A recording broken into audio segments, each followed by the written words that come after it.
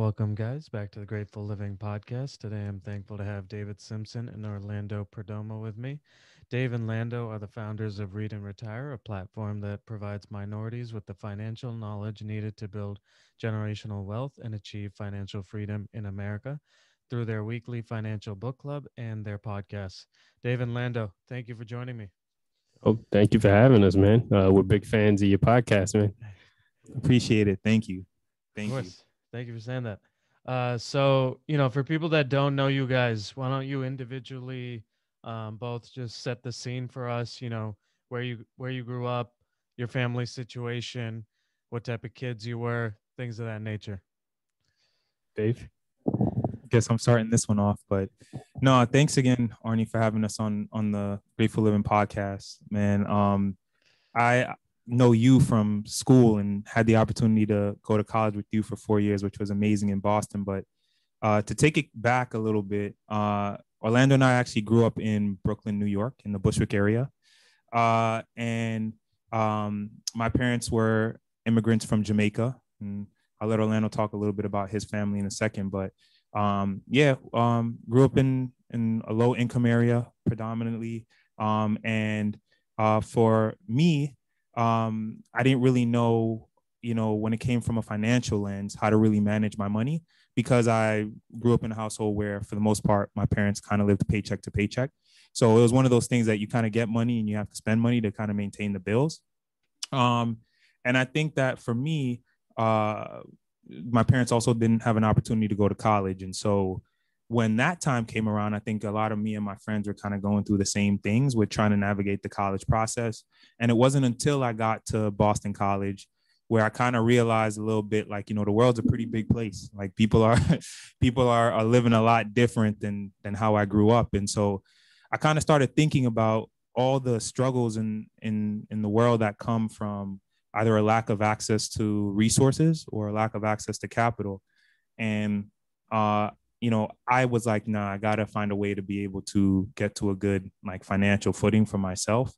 And then I ended up actually graduating from school and working in advertising for a little bit, but it was cool. But I realized that I wasn't really leaving the impact on the world that I wanted. And so from there, that's when I went back to the nonprofit space. And this whole time, it was interesting because I actually went from for-profit to nonprofit. And even though I made that transition, I was still like, man, I'm helping the world, but how is it that I want to leave my mark? And this idea of like financial education and financial literacy was still always something that was big to me. So I said, you know what, I'm in the nonprofit space. I see the need. I see the community. I want to help change that paradigm for people who look like me. And so Orlando and I started Read and Retire during the pandemic. When I got back from Boston to New York. We just really built the platform for people like us, people who want to make sure that they're using their money in the right ways and to do it through literature because reading has always been fundamental and reading is powerful. So. Yeah, that's awesome. I'm curious, the Jamaican background, has that had much of an effect on your life in terms of do you go back and things of that nature, or is it prevalent in your day to day? So when I was a kid, I didn't go back to Jamaica too often. I grew up with a family of like it was 5 of us and all 4 siblings. So it's always pretty expensive to bring all of us back to Jamaica. Yeah. But being in a immigrant family where like your parents are from Jamaica, it's pretty huge because I think for me, what I've learned is just this idea of grace, because you realize that your parents sacrificed everything so that you can come here, so that you have an opportunity to build the financial future that you want. They already sacrificed their lives to set you up. And so it took me a while to get that, because I feel like a lot of times when you're going through something, you're just kind of like, oh, I'm kind of in this situation. I'm kind of stuck. There's a lot of things that could have been done in the past, but it's like enough was done. And I think that coming to that realization and just enjoying my culture has been something that it's taken some time, but especially when it relates to the financial literacy and education, it's like the people before you are the ones that have paved the way for you. Whether you think about it from like a civil rights standpoint in the community, like, being able to even have the opportunity to get a loan in any neighborhood now, it's kind of crazy given, some things like redlining or some other things, or being able to have access to education when schools were segregated at one time. You're like, the people who came before you, man, they've paid an incredible debt to be able to give you an opportunity. And as people, I think we have to push that forward in the ways that we give opportunities to others and build the kind of wealth as a system. You know, especially given what you are doing now, I'm curious. Do you remember the first time you thought about finances? I mean, obviously, I'm sure college and post grad has like really opened your eyes, but was there a point, you know, were you thinking about it at a young age too, or? Yeah. There's definitely, I think, at a young age. And I think just because like you don't come from much money. So I think money is always a topic of discussion. I think your parents kind of shield you from it to some degree.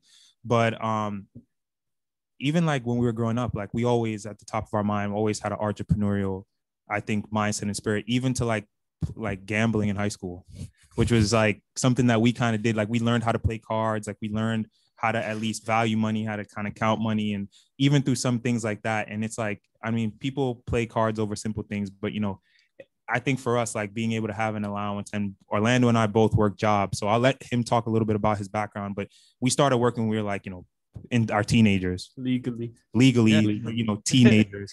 Yeah. And it's one of those things that it's kind of like, it wasn't even, I think for I could say probably for both of us, it wasn't even a thought. It was like, yeah, once you're able to work, you'll get work because it helps to supplement income. And so coming from that background, it's just natural. The other thing I wanted to ask, being a first generation college student, and not having, the parents to guide you through that process and things of that nature.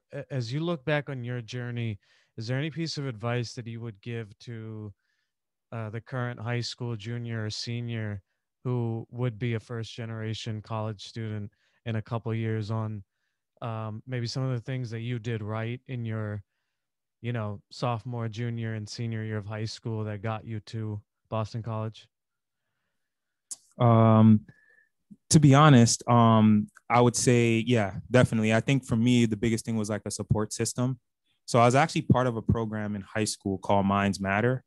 And Minds Matter was the reason why I ended up getting into BC. Actually, I think it's funny. Only 3 people in our class actually left New York to go to college. Like one of my boys went to Howard, another one went to Syracuse, and then I went to BC. And everyone else stayed fairly local for school, which was very interesting. But the reason why I was able to kind of get to Boston College was because I got support from 2 mentors who I was paired with since my sophomore year. And that's the big thing. When you come from a low income background, you have to supplement your efforts with people who have done something that your family or people in your network have not. And so if my family hasn't gone to college, I need to supplement that with a curriculum or with a program who can provide me that. If my family doesn't have the resources to get ACT prep or SAT prep, I need to supplement that. And so that's kind of, for me, I think what helped me to, that's the advice I would give to other people, is to really think about how it is that they can supplement their current work and effort strategically, like working smarter, not harder. And so we know that, letters of recommendation, standardized exams, those kind of things help you get into college. But it's kind of like, you have to also think about the bigger picture when it comes to the financial implications of those things. And so the more resources you have, the better. But not growing up in this country, our network isn't big. So how do you get a big network? You're going to have to, in effect, network yourself. So, and you have resources like guidance counselors and stuff. Yeah. Mhm. Shout out to Minds Matter. I guess the last thing I'll ask for you before I go to Lando, you know, you talked about your transition from New York to BC, opening up your world. I'm curious, you know, I guess what advice would you have for a college student making that transition as well from a lower income urban environment to a wealthier suburb environment, where the students are maybe, 70% or higher, Caucasian? Yeah, I think the easiest thing to say, like the cop out answer, I think a lot of people would give, is to just kind of be authentic, to try and be genuine, to try and hold your head up. I think when it comes to that kind of stuff, I think at some degree you're gonna have to learn how to um, operate in white spaces and operate in spaces that are not historically where you're from. So if anything, it's kind of like you do have to be authentic, but you also have to find a way to, it's almost like a little bit like survival, because now you're in a completely different environment. And so I would say the things that help is to try and find people who are similar to you and try and build a strong foundation. And you can still stay true to your core values and stay true to yourself, but recognize that you might have to find connection points with people, and might have to put yourself out there a little bit more, because there are certain things that other people will not have in common with you. You know, it's not uncommon for people to not like the same music, to not like the same sports, to not like the same clothes. And so because of those things, you have to dig a little bit deeper, but you have to put yourself out there more. And so I think that for me, it was a matter of trying to find those common places where I know that I would be able to try and build a relationship, not necessarily a friendship at first, but something as simple as a relationship, which can blossom into a roommate, which can blossom into a friendship. And so thinking the long game, not rushing it, and being patient, still being yourself, but recognizing that you will have to adjust in some ways, especially if you came from an environment like us where there was nobody who was Caucasian in our high school.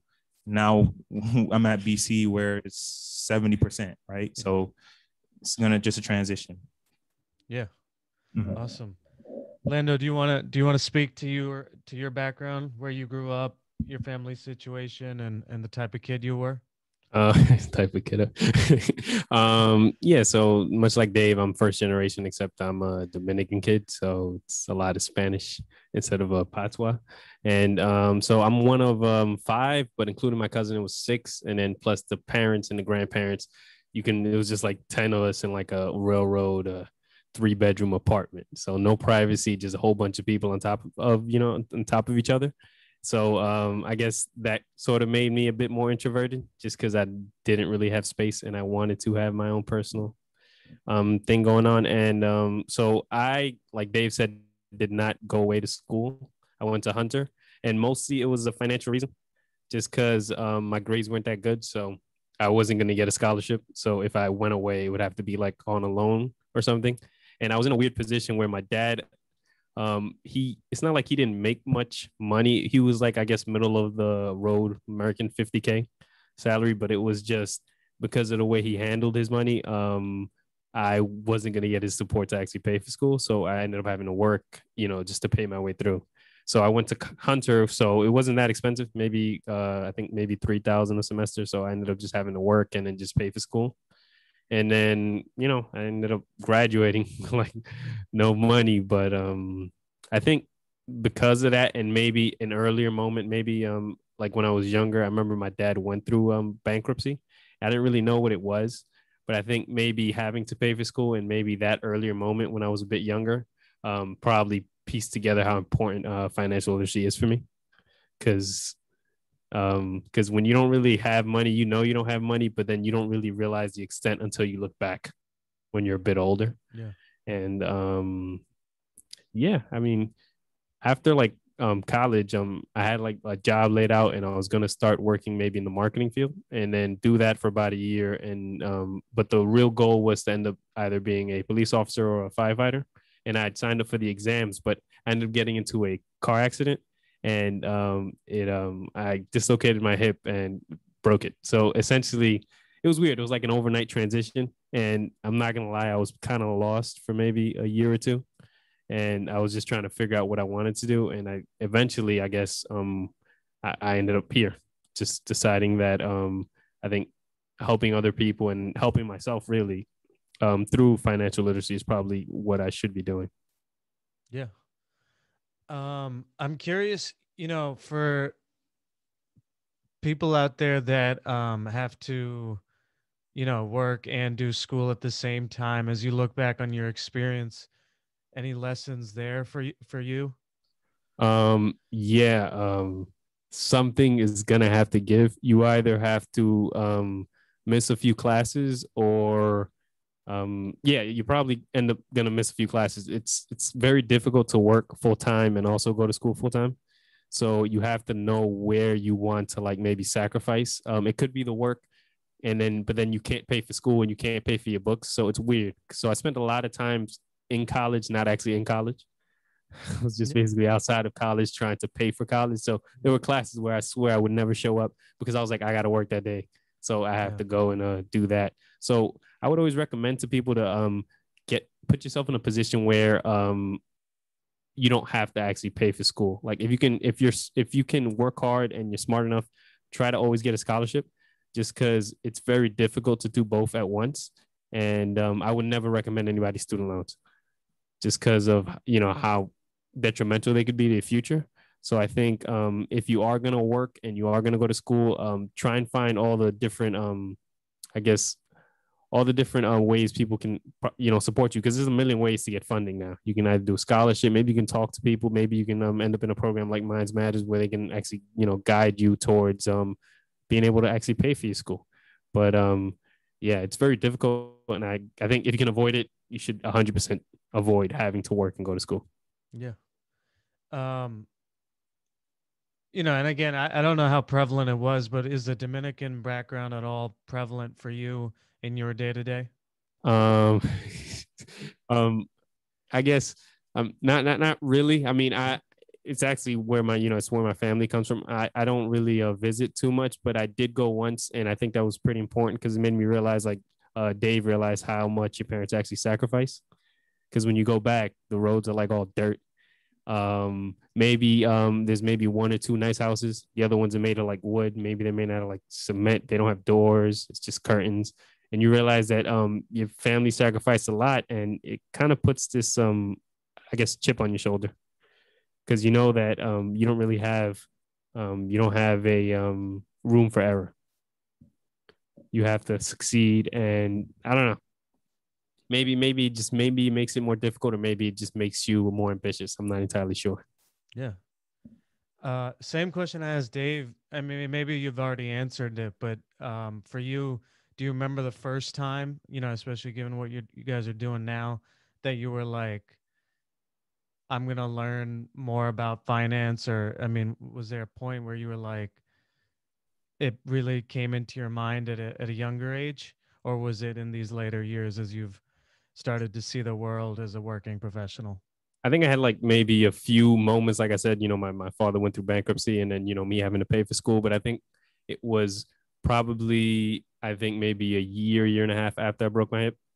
I think I was just recovering, trying to figure out what I wanted to do. And then it's like I just look back in all those moments, and I realize the importance of actual, just financial literacy. Because it's just, when you really think about all the hours you put into work and how much money you could have actually saved and invested, you realize how much you've wasted. And like Dave said, we started working when we were like 16, me earlier than that, just unpaid, maybe a couple bucks here and there. And I've realized that I didn't really have anything to show for it.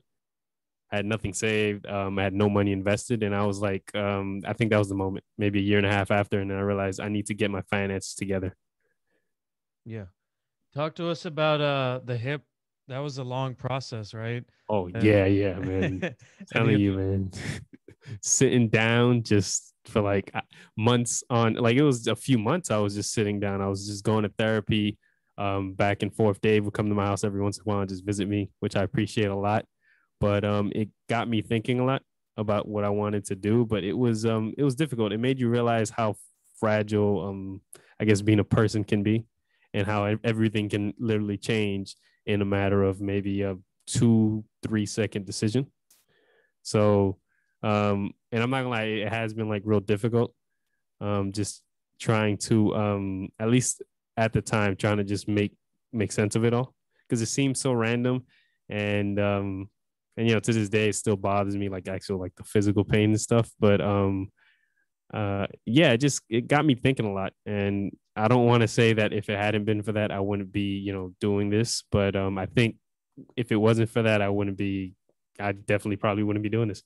yeah, I think I'd be some terrible dude, some terrible firefighter somewhere, or maybe some dude in some marketing department just not working. yeah. Any piece of advice for anybody as you look back on your journey, rehabbing and things of that nature, that might help them out through their process? Um, I think just take it maybe like I remember this video I saw on Jordan Peterson. He was talking about how he would decrease the amount of time he had to think about, because one of the weird parts and like difficult parts about being injured and not being able to do things you want to do is that you start to look towards the future, and the future looks really grim. So I would suggest maybe take it, just maybe a minute ahead, maybe think maybe 10 minutes ahead. Don't try and think too far ahead, and maybe take things 1 minute, 2 minutes at a time, and just shorten your day up, because that way it might be a little bit more helpful throughout those tough parts, instead of thinking, oh, where will I be 5 years from now? Will I still be in pain? This or that. Just take it, maybe an hour at a time, because I Yeah. think that helped me out a lot. Yeah. Awesome. So now that we've caught up on both of your personal lives, talk to us about the origin story of Read and Retire. When did you guys think of it? When did you guys get together? Talk to us about that story. So I started with a vending machine. I actually started with a club probably like 3 years ago. Like because because like I think actually it started even further back, I think, for me, with like potentially a casino. Because to be honest, at every point in my life, like no matter where I've been, I've always been inspired by something. And I think as you get older, your inspirations change. When I was in high school, I told you, I learned, it was funny, like one of my really good friends, he did a, I think, or oh no, I don't know if Orlando was in, we were in the same class, but I don't know if you were in, you helped David G with this presentation. Yeah, that was it. You were there? Yeah. Oh yeah. So that was we had public speaking. I'll never forget, in my 10th grade class. This is all the way back. And we had a how-to project, and it was how to do something. And David, one of my good friends, taught us how to play poker. And so that's when we first learned how to play poker, and we started playing cards all the time. And after a while, I always had an entrepreneurial spirit from the jump. And I was like, you know what? One day I want to start a casino. But I was young and I didn't really put two and two together. But after school, I was like, okay, well, the casino is not it anymore. I don't really like playing cards or anything like that too much anymore. And then I went into school, and I was like, you know what? Like, going into a place like Boston, it's obviously a predominantly like white city. I was kind of like, man, there are not too many or as many like inclusive places for like, people of color. It would be kind of cool if we created an like bar or like a nightclub or a lounge for people who are like that. And so we started probably like back in like 2017 or 2016, Orlando and I like thinking about this idea. And then we also really enjoyed at the time, like actually going to different places, trying different things, hanging out with friends. And then over time, obviously, like Orlando got injured, and then we got older. We didn't go out as much anymore. And then we're kind of like, man, actually, like, I don't even know if that's the space that like I necessarily like want to be in. And then fast forward to another idea that we had, where we actually wanted to think about doing vending machines for a little bit. But the idea or the concept behind it, and I'm gonna copyright this right now, but the idea it was gonna be called vendors. And if you think about it, a vendor is somebody that gives somebody or sells somebody something. But then the idea that we have these vending machines, that's where you get the vend. The doors part is a vendor, but then it also has doors, opening up doors to the community or opportunities to the community. And so we wanted to use vending machines as a way to open up doors or opportunities to kids in the community. And along the way, we kind of realized, like, man, like the vending machine part is not real. It's the name is cool, but the vending machine part is not really what we're trying to do. Like, what we really want to do is we want to provide opportunities to kids in the communities. Why do we really need the vending? Like, and so we just went with Read and Retire since then. And for us, when I thought about it, to be honest, it took me maybe like, I kid you not, maybe like 15 seconds to think about the name. I was like, you know what? I really want to think about creating a space where people are learning through the literature and the insight and information from people who have achieved extraordinary wealth. The best way to do that is by reading. And I think that for me, the name flowed easily. It was like, if you read, you will retire. Like, it was, if you get the knowledge and the insight from the books, like, you will be able to end your life whenever you want and choose to work or not work, because it's all there. There's no shortage of information these days. It's just are you applying it? And the fastest way to do it is through reading, I believe. So yeah, 2 failed businesses under our belt before we started. Barely started. Not real businesses though, just more ideations. But, yeah, but how many do we need to have? Isn't it like every millionaire has like 7 failed? Probably.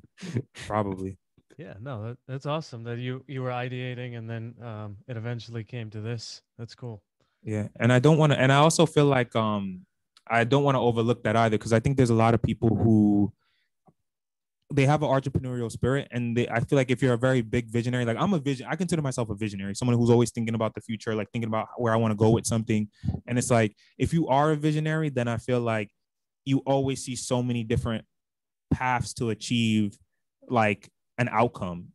And so I think that the thing is, I would tell people is not to force it, because I feel like when it came to like the casino or the bar or the vending machine business, what it really boils, all of those are like experiences that help you to find your lane. And I think it came to a heads with the vendors thing, because it was like, well, what are we really trying to do? If the goal is to try and empower the community, let's just focus on opening up doors and opportunities. And that's where you find your thing. And then you're supposed to just like run with it from there.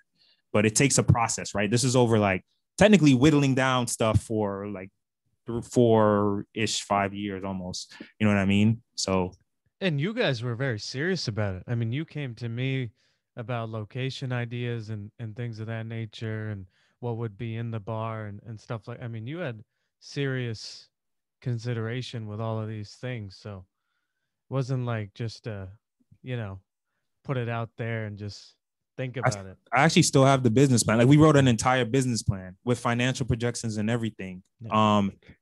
And I feel like for me, it just got to the point where it was one of those things where it was like, um, I had to see it through. Like I had to have everything, had to have the entire business plan document for me to take a fresh look, and for me to be like, I have this idea, I have this business.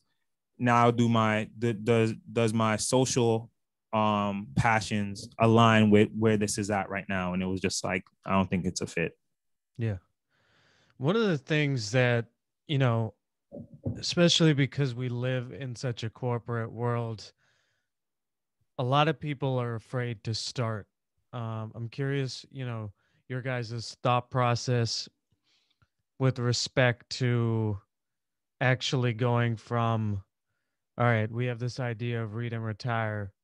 Let's begin the process. How did you get over that fear? Well, I think me and Dave have this interesting dynamic where, like you said, he had to see it through. He's more of he's very attention to detail. He'll have everything down. He'll make bullet points. He's a visionary. He'll write everything down, and I'm more of a just go with the flow sort of guy. So I think whenever he had maybe doubts or anything, I just tell him let's just do it, and if it comes out crappy, we can always just fix it as we go. So I think it's just the natural dynamic that we have. He, I guess, pulls me in and reins me in if I'm like maybe too, if I'm not thinking things through too much. And, you know, if I feel like maybe he's too focused on the small details, I'll tell him we should probably just do it now as is. So I think that's just something that comes from our friendship more than anything else. Yeah.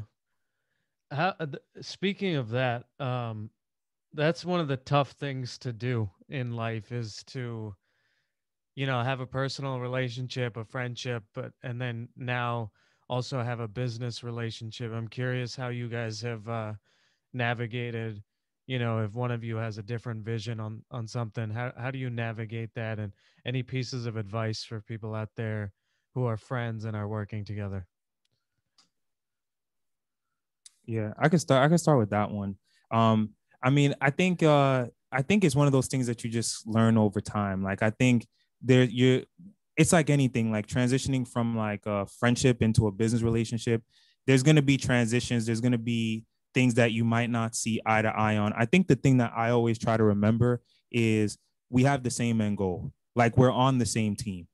So we have to try as best as possible to not to like look at the issue or the problem as like the thing we're trying to solve and not each other. Cause like it's like at the end of the day, like I love Lando and I know Lando loves me, but it's like if we have a problem, we are on the same team. So we got to focus on the problem. And I think that is in my head, like what I think about. It's like I don't have a problem with Orlando, or it's like my feelings about Orlando don't change, but we got a problem and we need to work on the same team to address it. We might come at it from different angles, and that's where like the tension comes. But I think that that's how you move past things. And I think as long as you remember that, because I think the thing about business, you know how people always be like, oh, don't mix business and pleasure. I think the reason why is because like it usually brings up a lot of emotions because you know a person well.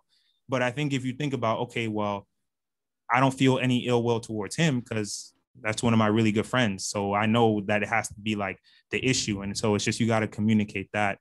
But I think when it came to just like the transition into forming that, we kind of, I think for us, it was just kind of one of those things that we won't really know how it goes until we do it. Like we can talk about what that's like. I think we want to make sure that we have some clearly defined roles, because you know what I mean? Like we want to make sure we're giving each other the creative space that we need to like do whatever it is that needs to tackle. So if like Orlando's working on content, I'm going to give him creative reign. If I'm working on the finances, he's going to give me creative reign. We need to have those lines drawn, but at the end of the day, it's kind of like you won't really know what it would look like until you do it. So yeah, like Dave said, I mean, at the end of the day, we're basically, this is just basically marriage.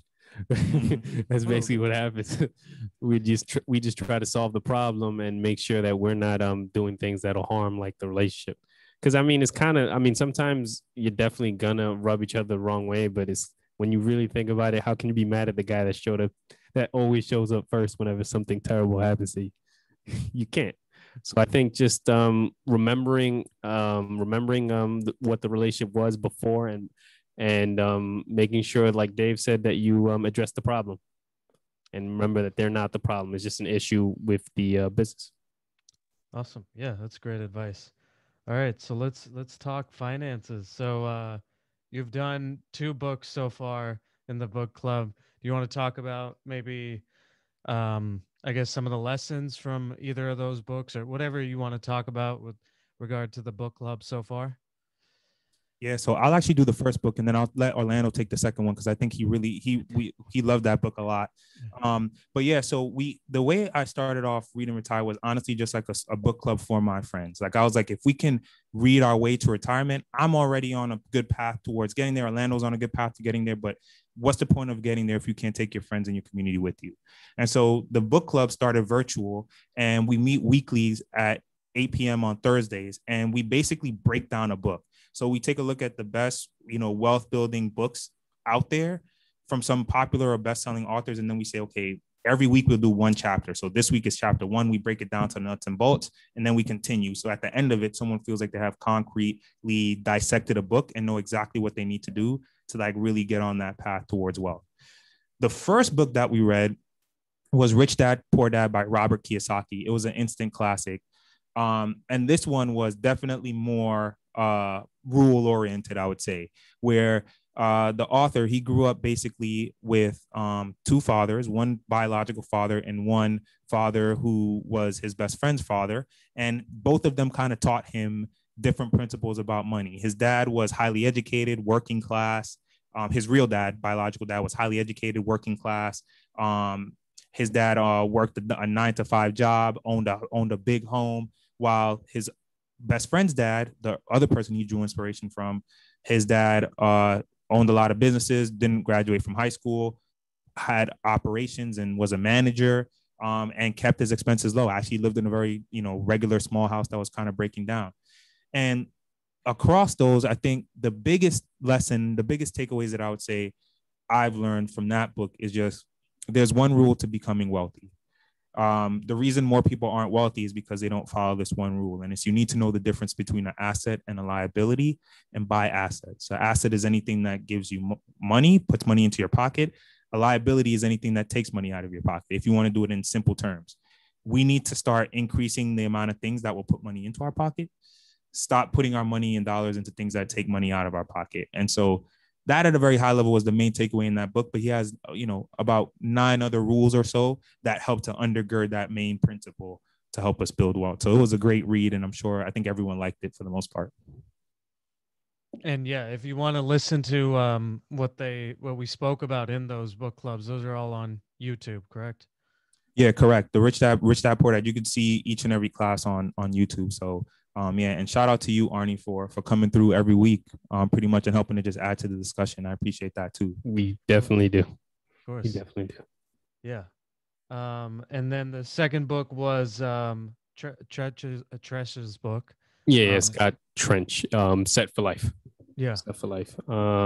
Like Dave said, that is my favorite book.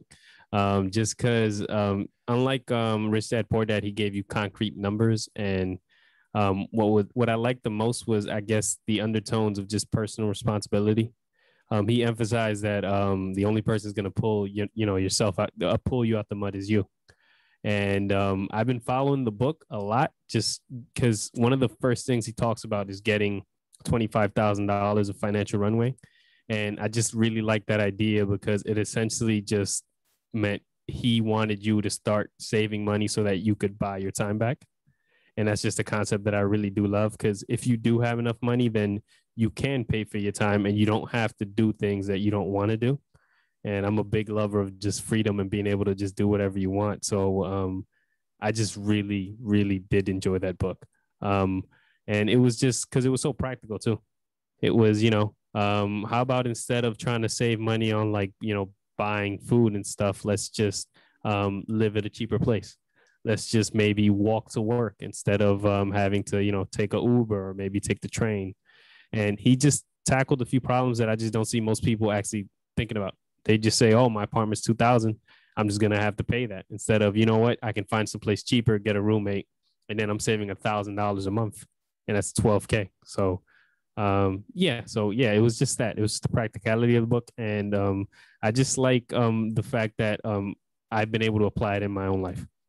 Got the 25K. Now I'm headed to the 100K, and then we're gonna see what's gonna happen after that. Yeah, 100%. Um, as you guys have started on this journey, are there any financial myths or financial truths that come to mind as you've like maybe generalizations or specific things, whatever comes to mind? I think, yeah, I'll start off with the number one myth that I think like I hear a lot is I don't have enough money to start saving or investing. And I feel like for me, that's probably one of the biggest myths that I hear because I feel like everybody could always start somewhere. I'm not, it doesn't, I know there's a lot of people who live paycheck to paycheck, but I also realize that, you can probably put $10 away a month. If you put $10 away a month, the way compound interest works is it'll help to multiply it. And if you put that away in something that's safe, or if you invest it over time, you'll be surprised that how much little can become a lot. And I think that this idea that, I don't have enough to start, I'll just spend my money. And it's kind of like, I think you do have enough to start. You just have to be willing to put money away, even if it's a small amount, and recognize that little becomes a lot when you can multiply it over time. You give yourself a horizon. So that's probably one of the biggest myths I hear a lot. For me, just the amount of math that's not included in actually reaching wealth.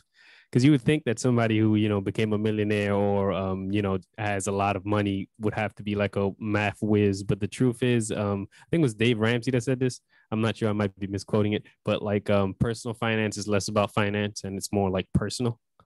And it's more about building the habits and the discipline to be consistent and just take actions that don't require you to actually have an advanced math degree and will, eventually get you to that point.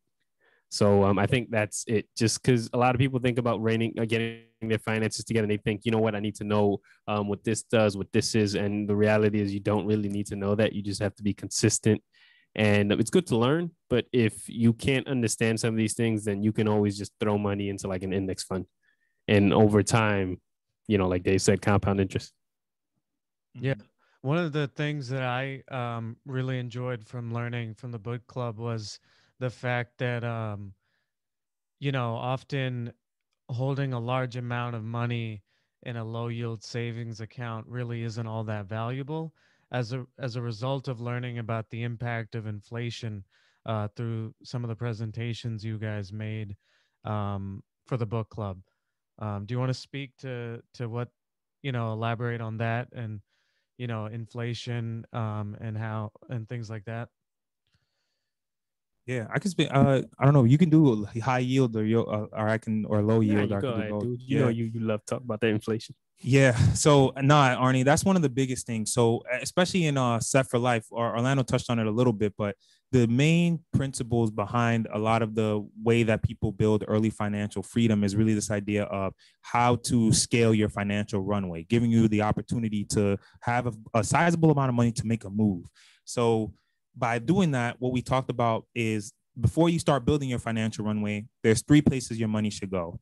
One, you should want to make sure that you are putting your money, you have an emergency fund. So if anything crazy happens, you have like 1 to 2K to help tackle that emergency. You want to make sure that you pay off bad debt. So anything with a high interest rate that's actually going to eat away at any gains you would put in the market.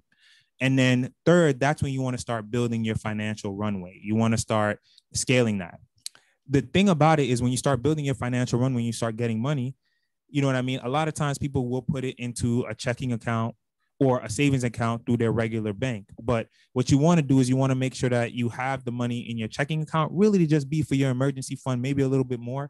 And then a good portion of your money should be probably be going into a high yield savings account if you're saving it and you're not investing in the market just because you get a little bit higher of a percentage and you have those dollars working a little bit harder for you. The reason why at the end of the day, like I said, the one rule you need to get wealthy is you need to know the difference between an asset and a liability and invest in assets, is because every day that we wake up, the value of our money is decreasing. And we talk about this on the book club, but as you guys might know, like an inflation, it's just an economic term, and it means that there's a general increase in prices. And so I believe that they said, I believe inflation is about 3.2% every year. So that means every 20 years, the prices in our economy will double. However, our dollar bill, the purchasing power of that dollar remains the same. And so what that means is if $1 is buying me one bag of chips or two bag of chips now, in the 20 years, it'll only buy me one, but it's the same dollar. And so every day we wake up, we effectively get poorer. And so what that means is the reason why it's important to recognize what inflation when building wealth is because that means that in order for us to actually really scale our money meaningfully, we have to grow it. We can't just grow it, right? We have to be strategic with how we grow it. So our money needs to be coming back to us. We need to have an ROI that's greater than inflation.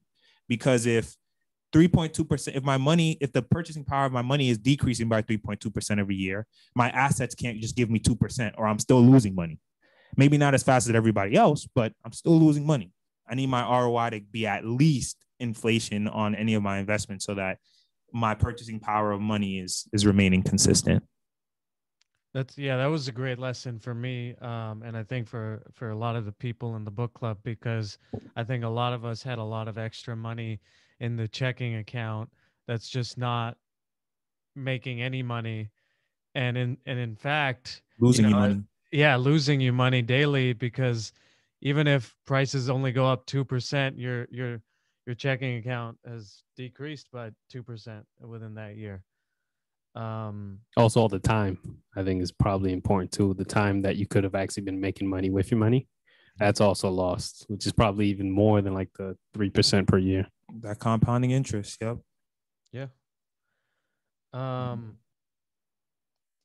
I guess, do you want to talk about, maybe you have any thoughts on real estate, crypto, anything, all these things are that are going on around? I mean, I'm not really too all I know is right now it's not a good time to buy real estate.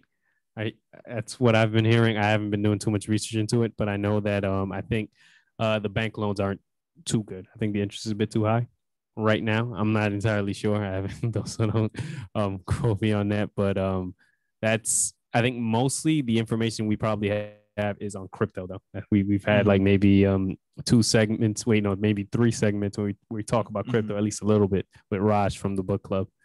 And you invested in Bitcoin recently. I remember I saw that. Yeah.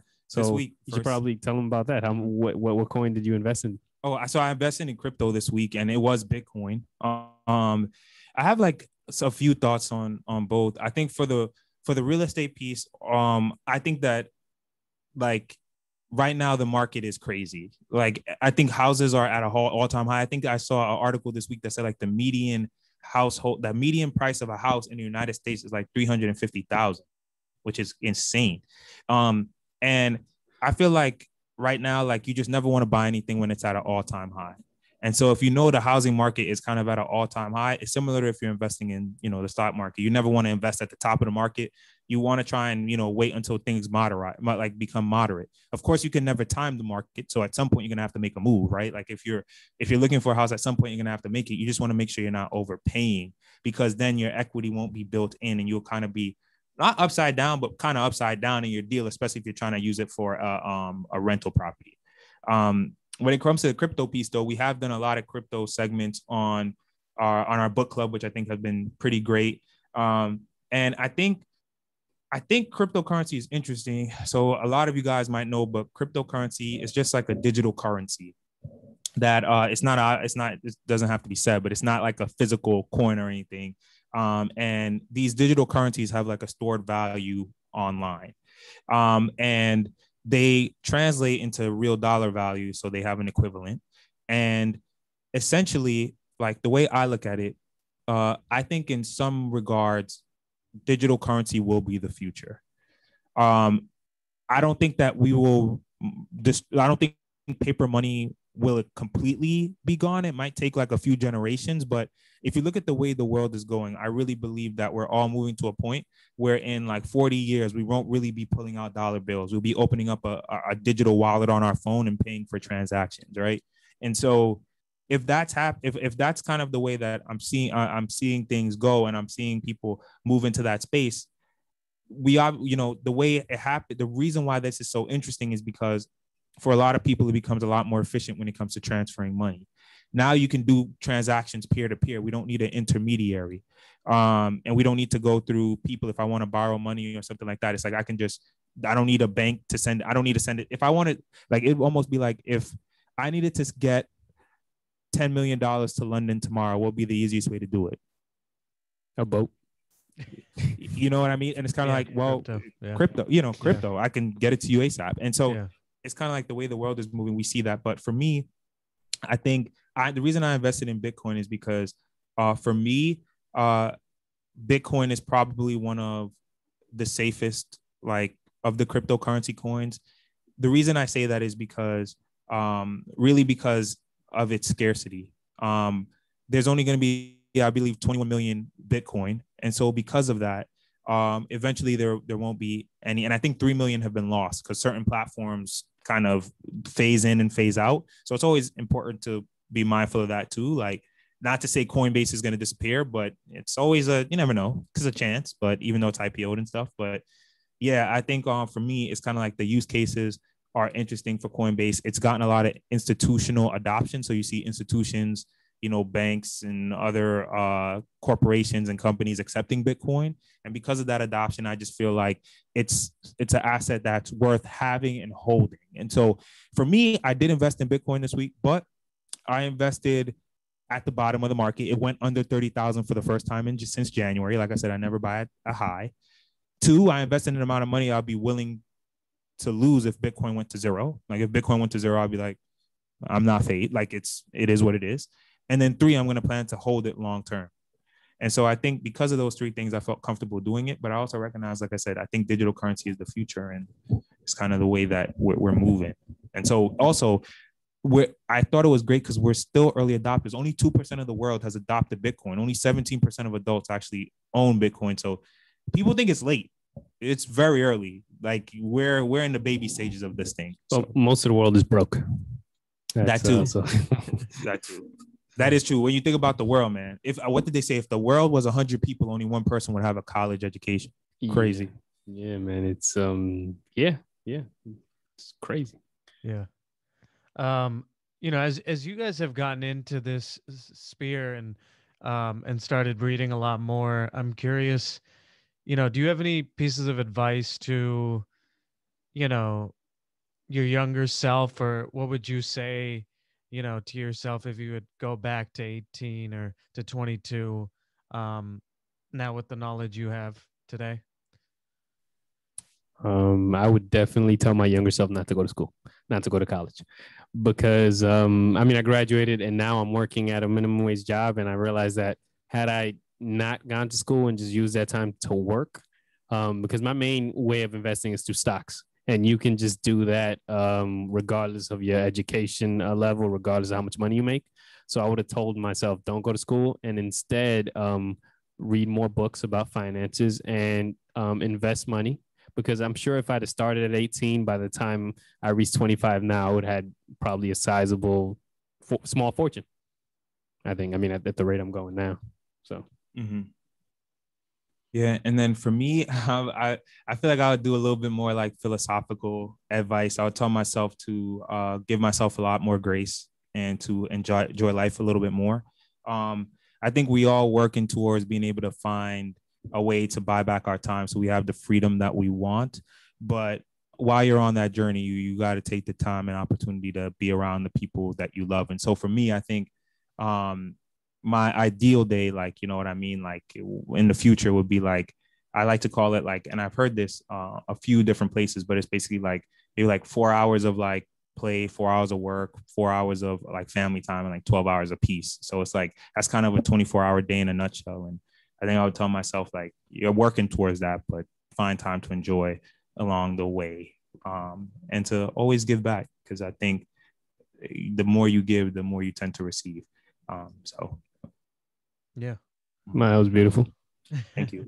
I gave myself practical advice. You were like, More philosophical, because I enjoy. I think everything is we also talked about this in the book club, but I really do feel like in life you don't lose, you only win or you learn. And I really believe that. I think everything is an opportunity and a lesson. So I wouldn't necessarily change anything. It's been learning, but I would say um do to definitely give yourself more grace, and to enjoy life, but also to not, and this I think ties in just well with like being on Grateful Living podcast now. Like, don't be afraid to talk to somebody, and don't be afraid to reach out and to connect with people, because we're humans. You know, we have emotions. Emotions in general, you know, that's energy and motion. We need to connect with people. And this last year has been crazy because we literally were told like we have to socially distant from people, but it's like, nah, we're meant to connect with people, and it's important. So definitely do that in any way you can.